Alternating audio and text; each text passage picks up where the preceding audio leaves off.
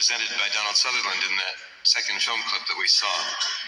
And I wonder if you can explain to us in real life what it is you believe that Donald Sutherland, in representing you, was saying at that point. I take it you do believe that there was a conspiracy to murder President Kennedy. You know, what has happened since we came out with this film is really unbelievable. I don't know what people look for when they think of the word conspiracy. It's just astounding.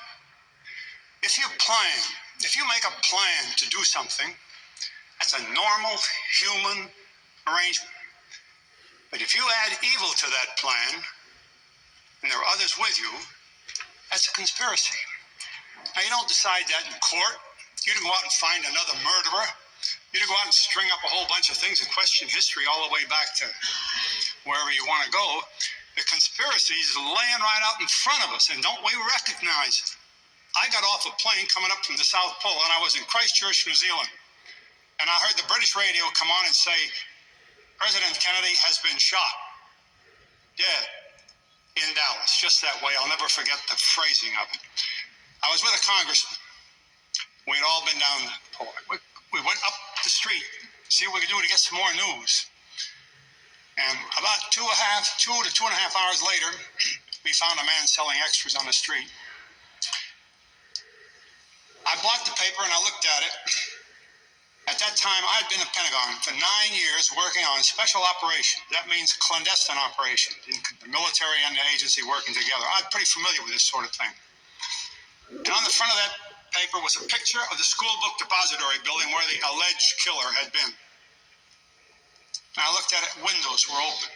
You know, when we protect the president, we go there ahead of time. We make sure the building windows have been closed by people that are trained to do that. Another thing the thing said, 3 bursts of automatic weapons. Now, I don't know, Congressman, whether that's what you heard or not, but that's what the reporter said.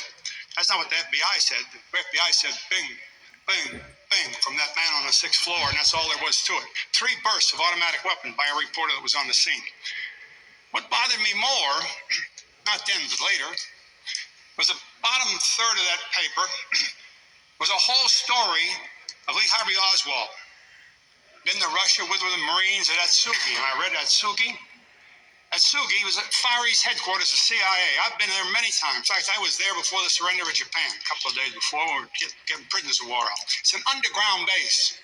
The only Marines we take to Atsugi in a military and CIA work, like on the U-2 and all that sort of thing, are the cream of the crop, or they don't get there. While Oswald was at Atsugi, we tried to help a rebellion against Sukarno in Indonesia. He was one of the men picked to go down to the Indonesian campaign. He was no dud. Don't let anybody kid you. So when I got home, I checked that biography of Oswald. Pretty interested by the time I got home 8 days later. And I found out that the police had not even charged Oswald with the crime by the time that story was in the New Zealand newspaper. Now I understand how fake it was. Who put it all together? Where did they get the news of this random 24-year-old, even though he did have an unusual history? At least we hear that afterwards. Before that, it was a pretty exemplary history, to tell you the truth.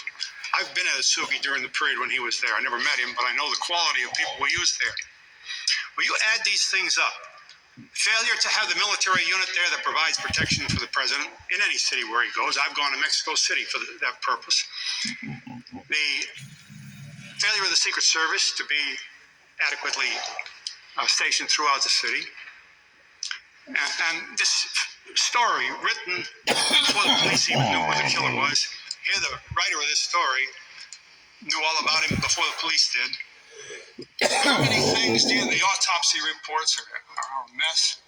How many things do people need to wake up? That's what Oliver Stone's trying to do. He wants the American public to know that since 1963, we've been told a lie. Lyndon Johnson, before he died, said, and it's right over in your library, Atlantic Monthly, July 1973, I've always believed there was a conspiracy. Our ex-president, Lyndon Johnson, and he said Oswald did not do it by himself, and he said, we have been operating a murder incorporated. That INC on the end, incorporated, means a murder organization in perpetuity.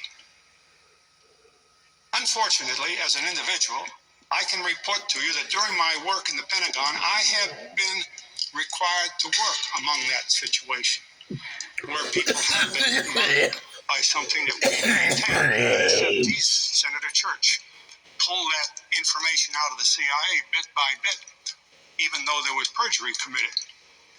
Now, you've got to be serious about this movie. It's not a joke. People tell us we've got the history wrong, we've got all this other stuff wrong.